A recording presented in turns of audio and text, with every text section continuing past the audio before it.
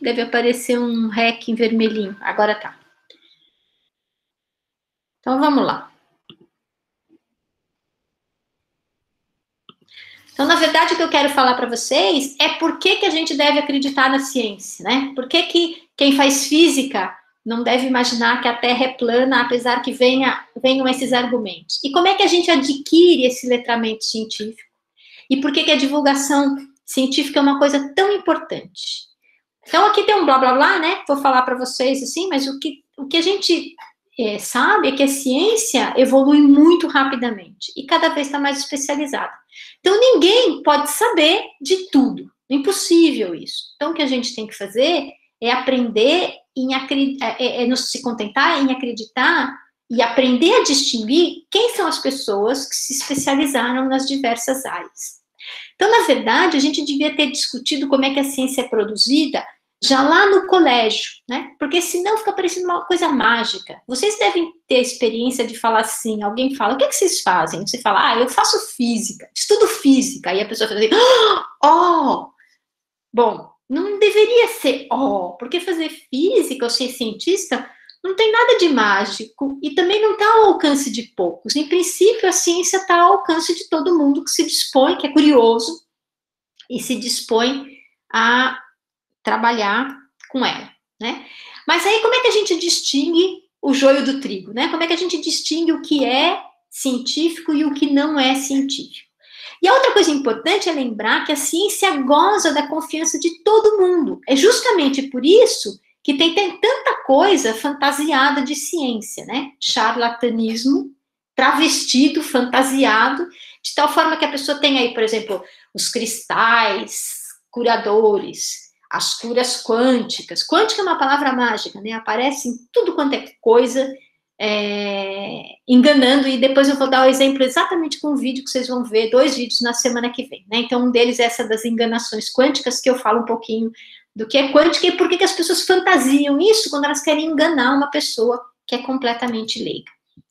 Bom, então o que significa fazer ciência? Significa que a gente vai seguir o método científico, ou uma metodologia científica, que nada mais é do que um conjunto de regras que vocês vão aprender e que vão conduzir ao conhecimento científico, né? Como é que esse método foi estabelecido?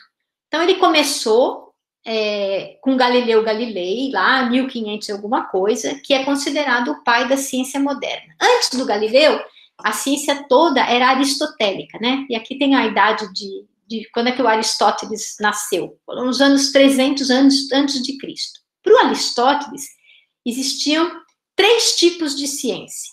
A ciência produtiva, necessária para a produção de algo. Por exemplo, plantar era uma ciência produtiva. Então, eles sabiam que para crescer arroz, eles deviam plantar o arroz num terreno pantanoso em determinada época do ano.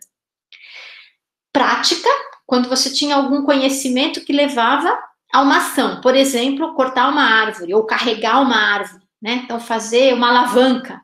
Isso tudo era um saber prático. Você aprendia, desenvolvia aquilo, as pessoas umas ensinavam para as outras, então ela tinha uma aplicação, né? Então, hoje seria muito parecido com o que a gente chama aí de inovação tecnológica.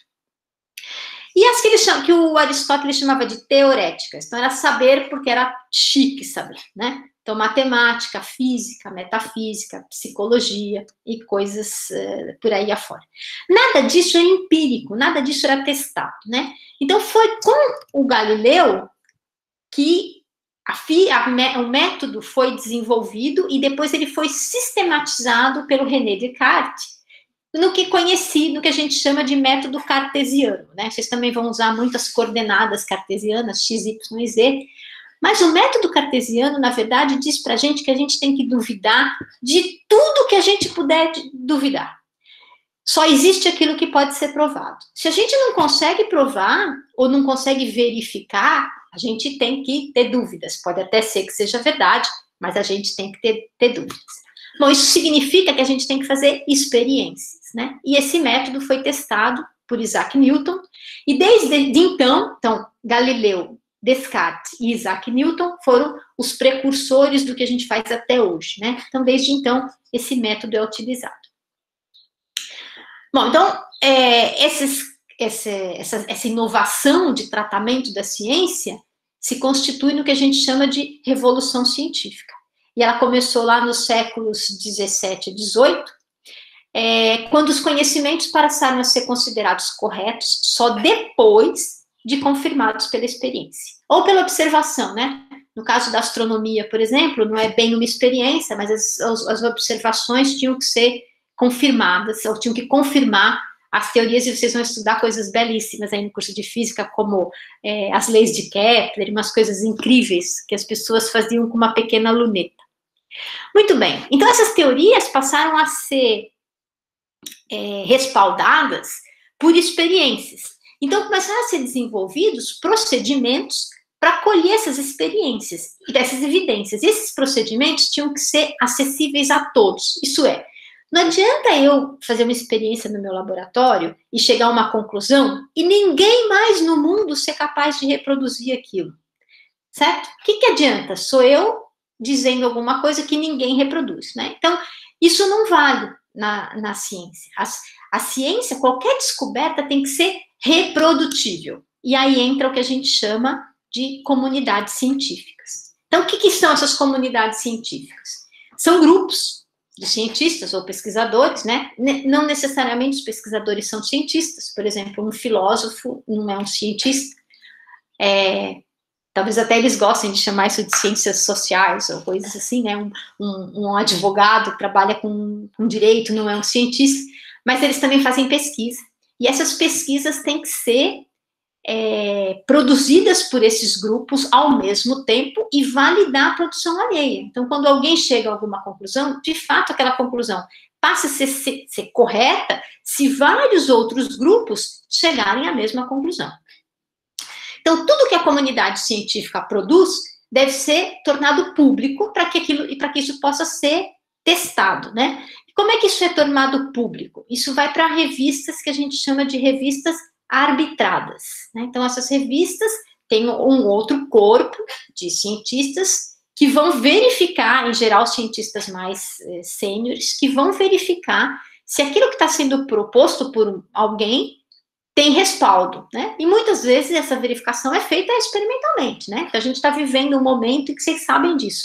Tem várias vacinas, pelo menos 10, que estão aí na fase 3. Significa que tem vários grupos ao redor do mundo tentando testar as mesmas coisas ou coisas parecidas para validar algum conhecimento.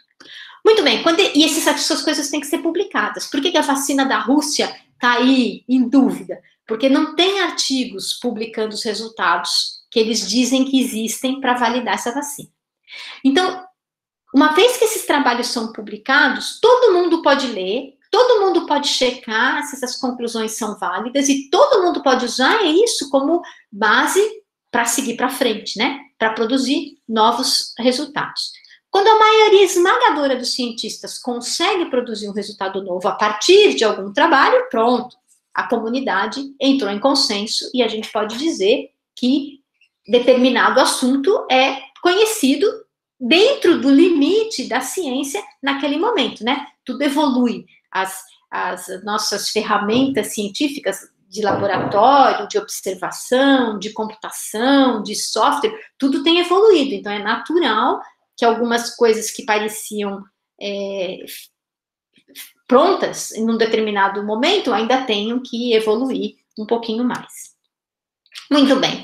Então, aí tem um monte de fotografia de gente famosa, né?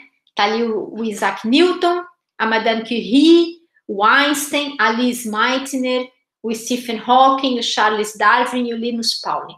Será que esses caras são assim tão famosos porque eles eram só eles o máximo? É claro que não. Esses caras só fizeram propostas realmente revolucionárias porque existia essa comunidade de cientistas fazendo essa ciência que a gente chama ciência normal, essa ciência do dia a dia, né, que passa por essa avaliação da comunidade científica, que é desenvolvida o tempo todo. Então, por que o Einstein chegou à conclusão de que a relatividade tinha que ser proposta? Porque um monte de gente antes dele tinha levado a ciência para um patamar em que ela só podia avançar se houvesse alguma proposta revolucionária. Mas é claro que todos esses cientistas que estavam aí tiveram um papel importantíssimo, mesmo que eles tenham ficado muito menos famosos. Então, esses cientistas todos aí das fotos, eles só têm a relevância deles consolidada porque milhares de outros cientistas testaram, expandiram e desenvolveram aplicações também das teorias que eles propuseram. Então, o que eu quero dizer é que não só os cientistas que vieram antes deles foram muito importantes para que esse salto fosse dado, mas os cientistas que vieram depois também foram muito importantes para poder corroborar que aquilo que eles propuseram, de fato, era correto. Para que eles chegassem no tal consenso científico. Bom, mas a ciência é perfeita? Claro que não, né? A ciência é feita por cientistas, e os cientistas são seres humanos, e os seres humanos cometem humanices. Então, eu vou falar de duas humanices aqui. A primeira delas são as fraudes. Então, existem fraudes na ciência. A sorte é que o sistema é tão robusto que, como todo mundo sai testando as coisas, é muito fácil perceber quando essas fraudes apareceram. Então, eu vou dar um exemplo de fraude aqui para vocês, que foi o caso da fusão a frio, né?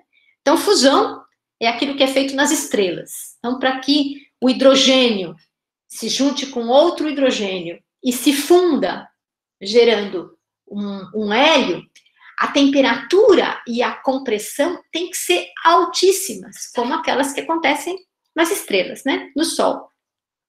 E isso está sendo testado em laboratórios aqui no mundo, porque se a gente conseguir energia nuclear por meio da fusão, ó que beleza, limpa, barata, hidrogênio está por aí, né? Então isso requer um esforço internacional enorme em grandes laboratórios que estão testando a fusão.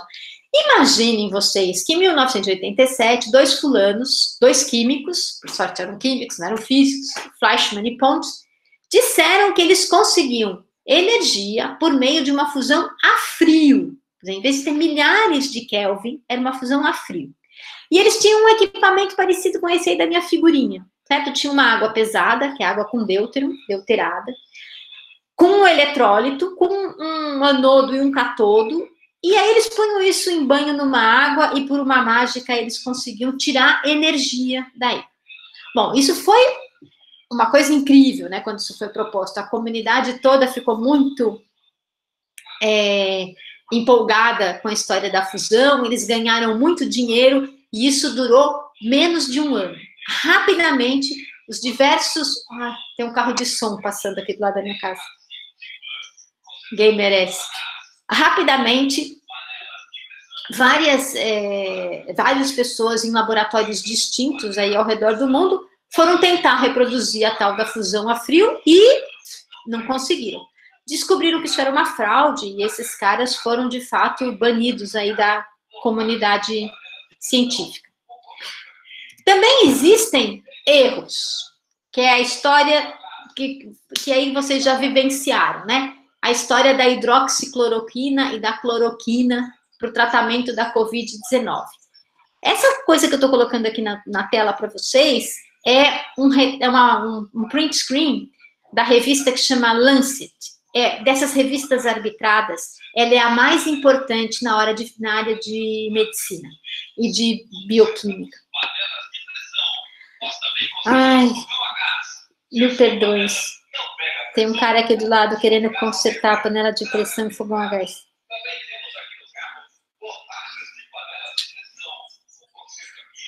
Tá, espero que ele vá consertar ali no vizinho.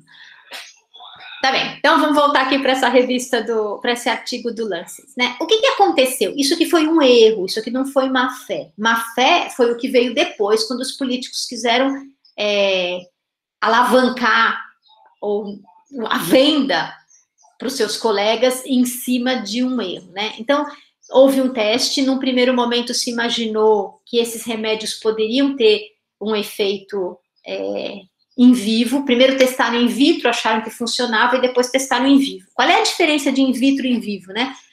Vocês sabem que se vocês passarem sabão na mão, lavarem bem a mão, ou colocarem álcool em gel, vocês matam o vírus da Covid, né? Isso é in vitro, fora. Agora, se vocês... Não adianta beber água com sabão, nem beber álcool em gel, que não vai matar a replicação do vírus lá dentro do organismo de vocês. Então, isso funcionar numa bancada de laboratório não quer dizer que vai funcionar em vivo, né? Então, isso aqui foi um erro. Isso aqui foi um erro e depois muita gente capitalizou em cima desse erro.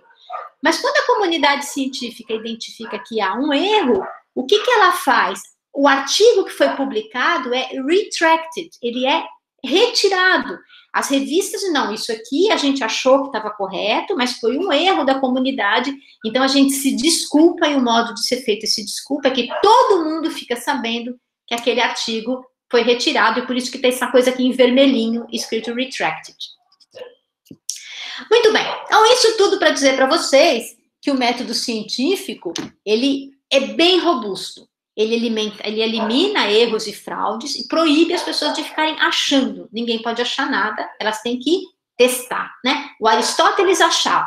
Depois que o método científico foi implementado, ninguém mais acha. Então, achismo não é coisa para cientista. Muito bem. Então, tem aqui algumas, de novo, voltando, né, para o assunto do momento, que é a Covid-19, algumas provas cabais que mostram que a ciência está certa. A primeira delas é que a imunização depende de vacinas, né? Imunização em massa de muita gente.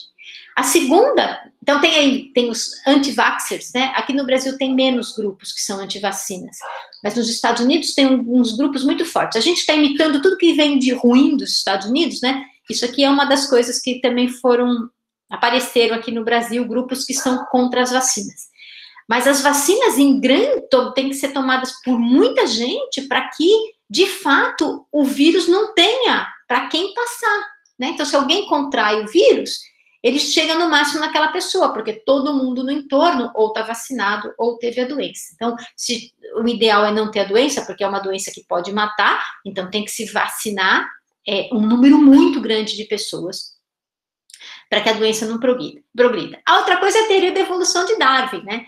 Que é incrível, que diz que quem sobrevive não é o melhor nem o mais forte. Quem sobrevive é quem se adapta mais. Então, esse vírus, ele se adaptou em ambientes que envolviam animais e seres humanos e mutou, né? Então, essa mutação que deu origem aí ao coronavírus, ao Covid-19, e pode dar origem a muitas outras pandemias, dependendo de como o ser humano vai lidar com o conhecimento que ele tem, né? Em geral, lida muito mal, porque esse conhecimento fica restrito a poucas pessoas e elas podem gritar no alto-falante, que às vezes fica mais fácil ouvir uma bobagem qualquer. Bom, a outra coisa então, outra prova disso é que as vacinas para gripe precisam ser tomadas todos os anos, né? Porque o vírus da gripe também sofre mutações adaptativas, como previsto por Einstein. E a outra coisa importantíssima que vocês também estão vivendo agora e estão vendo, é que a ciência é lenta. A ciência não acontece assim, né? Ela leva um tempo. Então, a história de desenvolver a vacina, descobrir se os assintomáticos transmitem ou não transmitem o vírus, quanto tempo essa imunização vai levar, isso tudo depende de muita pesquisa. Então, isso tudo tem o seu tempo, a ciência tem o seu tempo. Mas a curiosidade do ser humano não, né? Eles querem respostas imediatas. Bom, para finalizar aqui a nossa conversa, as últimas coisas que eu quero falar para vocês é que os cientistas também têm inimigos, né? Então, quem são os inimigos das ciências? Então, em geral, os ditadores.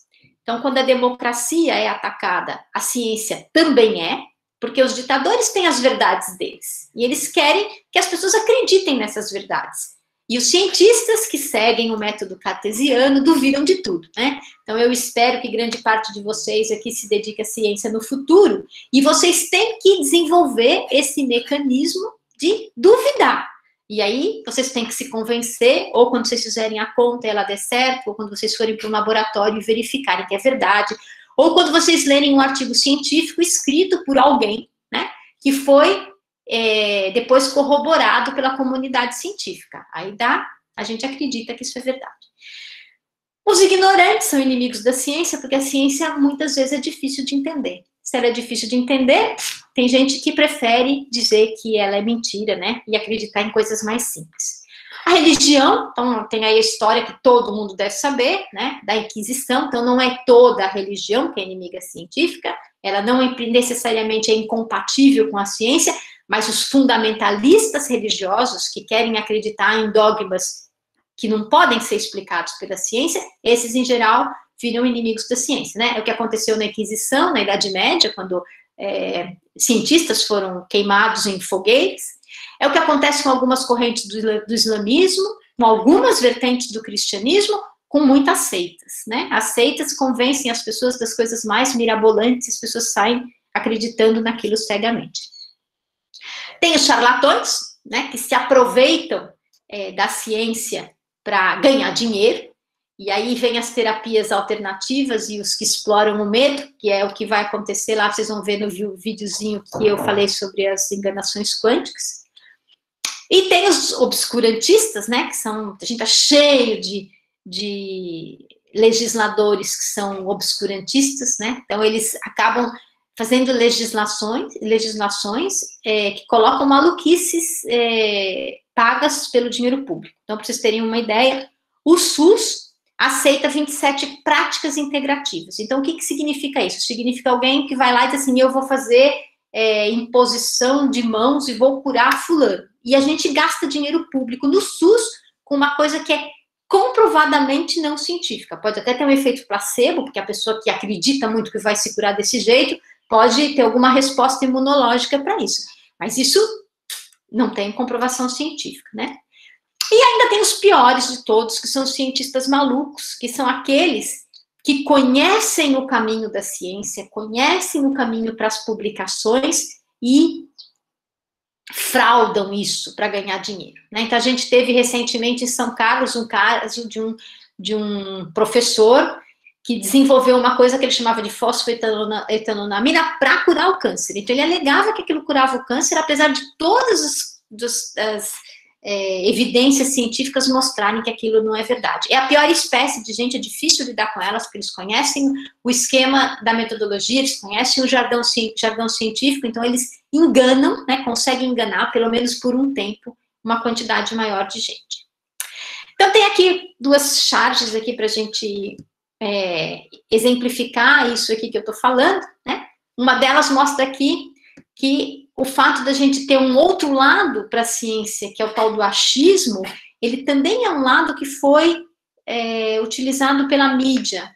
E isso é muito ruim, né? Então, é muito comum a mídia dar direito ao contraditório. Então, traz um especialista e depois uma pessoa que acha para debater.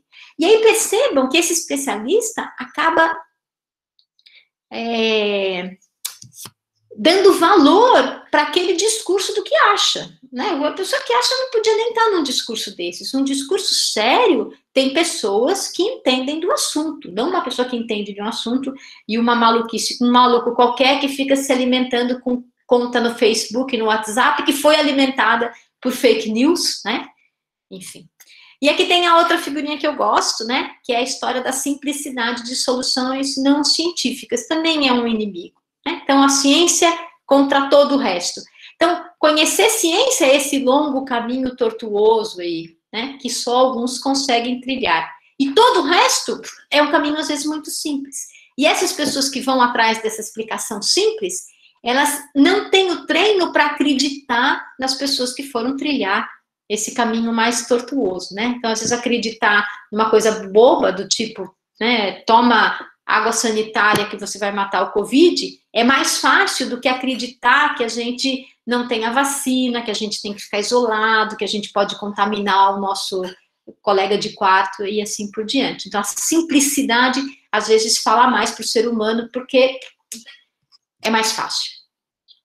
Bom, a ciência, então, ela trabalha para confirmar ou descartar hipóteses, certo? Mas as pessoas que são adeptas de mentiras e de pseudociências trabalham com uma lógica diferente. E aí entram os tais dos cientistas tresmalhados, né?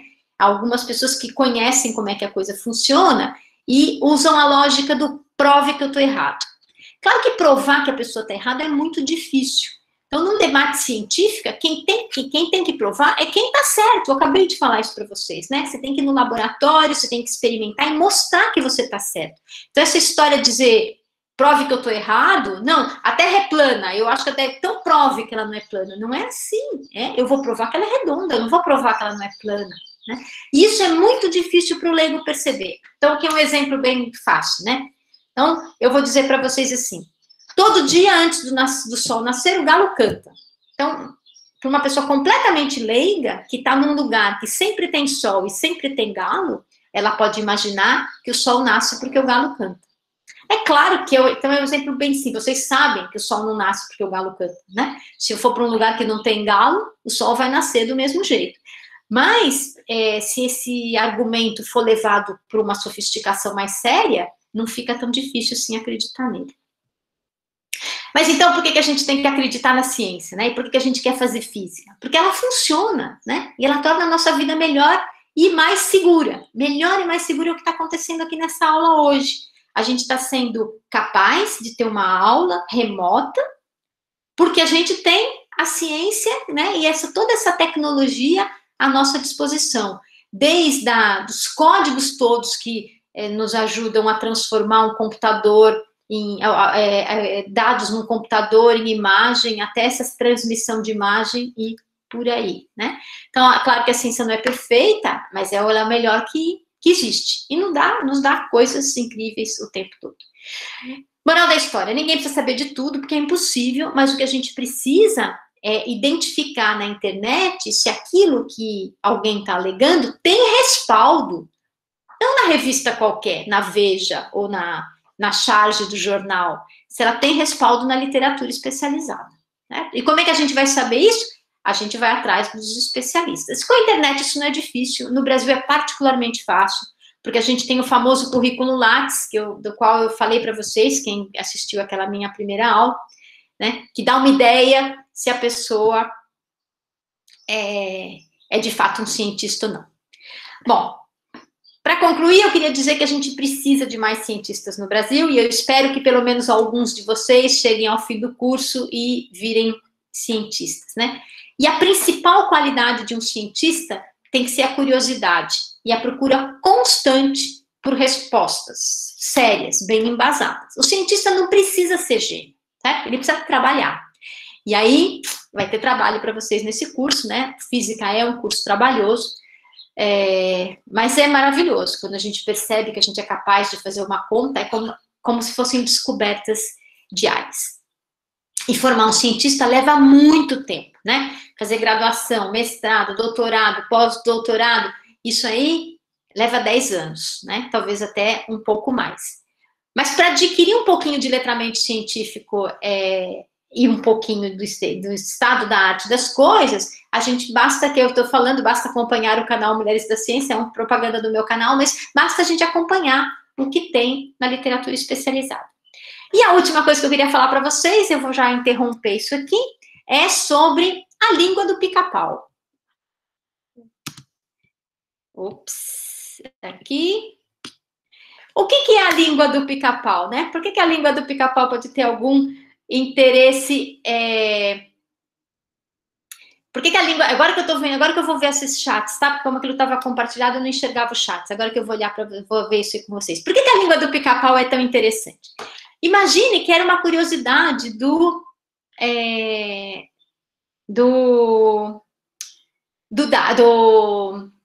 Darwin, né? De tantas coisas que ele tinha... Ai, desculpa, do Darwin, Ixi, deu um branco aqui na minha cabeça. Falei uma coisa que esse negócio entrou. Peraí, deixa eu fechar isso aqui.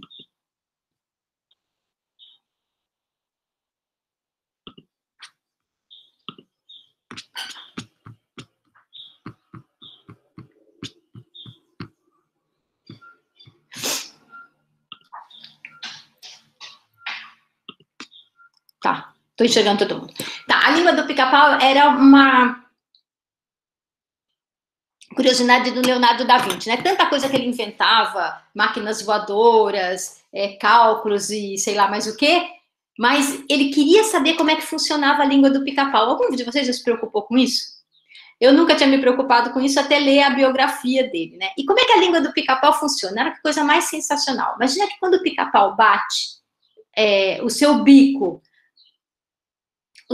na madeira, ele sacode o cérebro lá dentro. Então, ele tem uma língua que é gigante. Essa língua...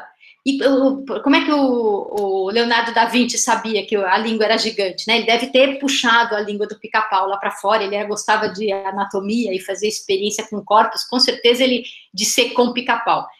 E só que ele não só entendia como é que funcionava, né? Então, a língua do pica-pau, ela envolve o cérebro, ela é tão grande que ela dá a volta no cérebro do pica-pau várias vezes. E ela funciona como um amortecedor. Então, quando ele bate na madeira, a língua dele protege o cérebro para que o cérebro dele não seja destruído. Por que eu estou falando da língua do pica-pau aqui, né? Porque é incrível o que a imaginação da gente pode levar a gente a fazer, né? Então, se vocês forem fazer física é muito legal, é sério isso é verdade. Podem procurar aí em fisiologia sobre a língua do pica-pau. Então, é muito legal a gente ter curiosidade de saber como é que as coisas funcionam, porque a gente sempre pode dar um passinho além daquelas pessoas que vivem lá na caixinha, que não são curiosas. Tá, então o que eu queria falar é o seguinte, era isso, eu vou fazer o seguinte, eu vou interromper o vídeo agora, vou parar de gravar.